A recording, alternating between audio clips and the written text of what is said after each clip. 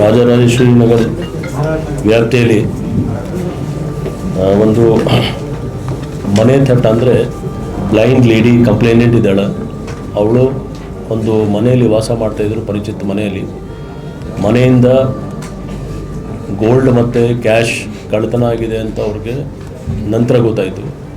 ಅಂದರೆ ಯಾರು ಮನೆಯಲ್ಲಿ ವಾಸ ಮಾಡ್ತಿದ್ರು ಅದೇ ಮನೆಯವರು ಹಸ್ಬೆಂಡ್ ವೈಫ್ ಇಬ್ಬರು ಸೇರಿ ಕಳ್ಳತನ ಮಾಡಿದರು. ಅವ್ರಿಗೆ ಗೊತ್ತಾಗಲಿಲ್ಲ. ನಂತರ ನಮ್ಮ ಪೊಲೀಸ್ ಅವ್ರಿಗೆ ಮಾಹಿತಿ ಬಂದ ಮೇಲೆ ನಾವು ಟೆಕ್ನಿಕಲ್ ಆಧಾರದ ಮೇಲೆ ನಾವು ಇಬ್ಬರಿಗೆ ಅರೆಸ್ಟ್ ಮಾಡಿ ರಿಕವರಿ ಮಾಡಿದ್ದೀವಿ.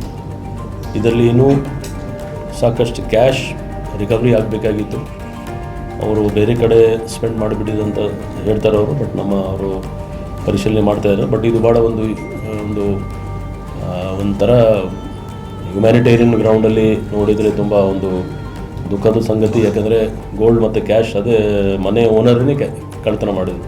ಇಬ್ಬರಿಗೆ ಅರೆಸ್ಟ್ ಮಾಡಿ ಅವ್ರ ಕಡೆಯಿಂದ ಅಂದಾಜು 35 lakhs ವರ್ತ್ ಗೋಲ್ಡ್ ರಿಕವರಿ ಆಗಿದೆ.